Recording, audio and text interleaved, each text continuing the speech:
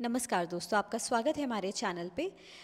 आज हम लोग यहाँ पे डिस्कस कर रहे हैं एक बहुत एसेंशियल टॉपिक, और वो आपके इंटरनेशनल रिलेशंस के पॉइंट ऑफ व्यू से काफ़ी इंपॉर्टेंट हो जाता है। साथ ही साथ यूपीएससी के जनरल स्टडीज़ पेपर 3 इकोनॉमी के सेक्शन के लिए भी काफ़ी ज़्यादा इम्पॉर्टेंट है। आज हम लोग बात करने वाले हैं कि इंडिया के जो रिफाइनर्स हैं, जब वो रशियन ऑयल को इम्पोर्ट कर रहे हैं, वो पेमेंट करने वाले हैं चाइनीज़ युआन में। अब एक समय था जब रशियन ऑयल हम इंपोर्ट कर रहे थे, तो इंडिया ने कहा था रशिया को कि हम आपको इसकी payment Indian rupee, Indian currency में करना चाहते हैं। लेकिन अल्टीमेटली ये सुझाव उस समय रशिया ने नहीं माना, एंड इंडिया जो है वो अपनी पेमेंट डॉलर्स में ही कर पा रहा है अभी भी, मतलब वो इंडियन रुपी का इस्तेमाल नहीं कर पा रहा है उस तरीके से।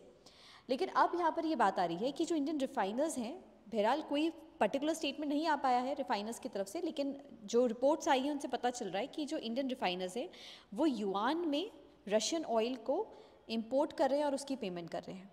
तो चलिए जानते हैं इस वीडियो के बारे में, इस पूरे के पूरे टॉपिक के बारे में।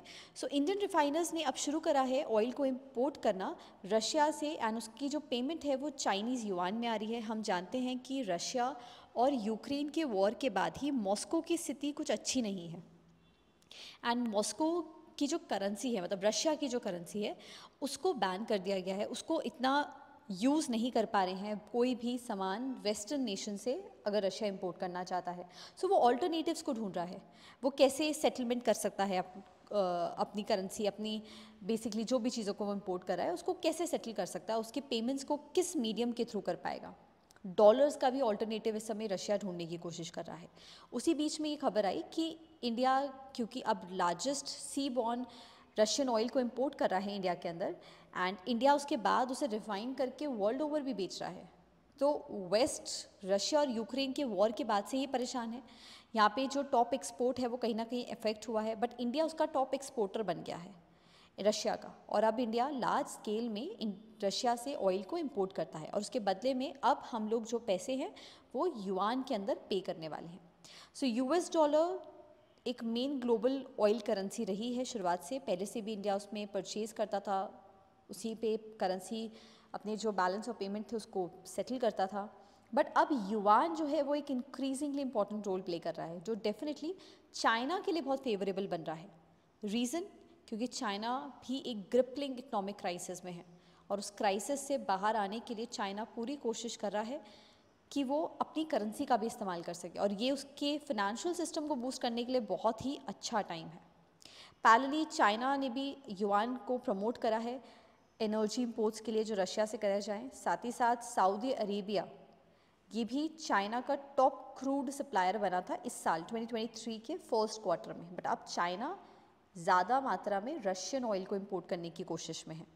इंडिया की जो बिगेस्ट बायर है जो रशियन क्रूड ऑयल को यहाँ पे इंपोर्ट करती है, परचेज करती है, वो इंडियन ऑयल कॉरपोरेशन है, और ये इंडिया की पहली स्टेट रिफाइनर है जो रशिया से आए हुए ऑयल को युआन में ट्रेड कर रही है।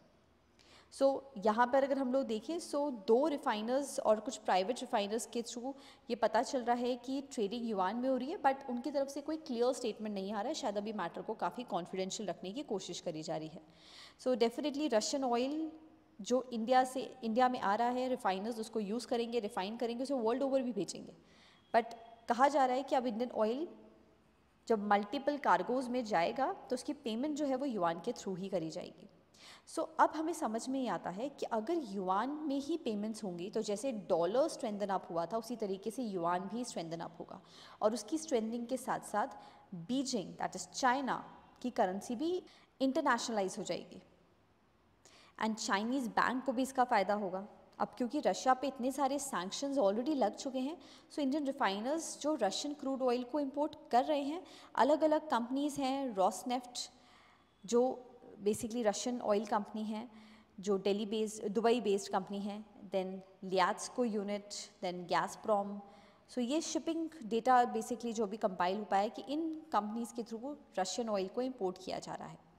इंडिया रशिया का टॉप इंपोर्टर रहा है मई 2023 के अंदर, जिसमें 40% के आसपास हमने ऑयल्स को इंपोर्ट किया है पिछले साल के कंपैरिजन में, जो सिर्फ 16.5% थे। पहले हमारा सबसे ज़्यादा परचेज़ जो था वो सऊदी अरेबिया और इराक से होता था, अभी वो परचेज़ 40% डेफिनेटली होगा, क्योंकि Russia is a very close ally of India, long time investor रहा है और साथ ही साथ एक कम दामों के ऊपर रशिया से ऑयल इंडिया को मिल पा रहा है। सो डेफिनेटली इंडिया भी पूरा उसका फ़ायदा उठाना चाहता है और डेफिनेटली रशिया को भी उसके बहुत बेनिफिट्स हो सकते हैं, क्योंकि इंडिया से क्लोज एलाय जो इंडिया उसे पूरा सपोर्ट करेगा जिस भी मीन्स के थ्रू वो कर पा रहा है। साथ ही साथ इंडिया अग्रेसिवली इस चीज़ों के ऊपर कोशिश कर रहा है कि रशियन ऑयल को अगर वो परचेज़ कर रहा है और जो ये वॉर चल रहा है इसको किसी ना किसी तरीके से रिजॉल्व करने के ऊपर काम किया जाए। इस मूव के थ्रू जब चीफ में ये ऑयल इंपोर्ट हो पा रहा है तो रॉ मटेरियल्स सिक्योर हो पा रहे हैं at a discounted price. India ने कुछ 2.7 million barrels per day Russian crude oil को इंपोर्ट किया जून में भी, जो हाईएस्ट रहा है अभी तक का, और 1.96 billion barrels a day from Russia, 15% जो ज़्यादा था इन कंपैरिजन टू अप्रैल। तो हर एक महीने, हर एक मंथ के बाद जो ऑयल का इंपोर्ट है उसको बढ़ाया जा रहा है, उसको सिग्निफिकेंटली इंक्रीज़ करा जा रहा है। सो जैसे जैसे ये चीप क्रूड ऑयल्स बढ़ेंगे, रशिया कुछ 42% के आसपास इंडिया को इंपोर्ट कर रहा है। हाईएस्ट शेयर है हमारी कंट्री में अभी तक का, जो कोई भी सिंगल कंट्री इंडिया में इतना लार्ज क्वांटिटी में इंपोर्ट, किसी सिंगल कंट्री से हम इतनी लार्ज क्वांटिटी में इंपोर्ट कर रहे हैं। इंडियन रिफाइनर्स ने अपने जो भी पेमेंट्स हैं नॉन डॉलर पेमेंट सेटलमेंट्स करी हैं रशियन ऑयल को लेकर, even with the United Arab Emirates dirham. तो दिरहम यूनाइटेड अरब एमिरेट्स की करेंसी है and they have settled some non dollar payments for Russian oil in dirham. So ये हम लोगों ने स्टूडेंट्स यहाँ पे समझा कि अगर रशिया का ऑयल हम इंपोर्ट कर रहे हैं तो उसका पेमेंट कैसे होगा और इसका फ़ायदा चाइना को भी कैसे होगा। सो आई होप आपको हमारी ये वीडियो अच्छी लगी हो। आपके लिए क्वेश्चन यहाँ पर आता है और आप इसका जवाब हमें कमेंट सेक्शन में ज़रूर दे सकते हैं। क्वेश्चन है कि which one of the following is incorrect. ज़रूर ध्यान दीजिएगा, पूछा गया है incorrect with respect to palm oil. आपके पास ये 4 ऑप्शंस हैं, इनमें से एक ऑप्शन जो भी आपको लगता है कि सही है वो हमें कमेंट सेक्शन में बताइएगा, इसका सही जवाब हम आपको देंगे।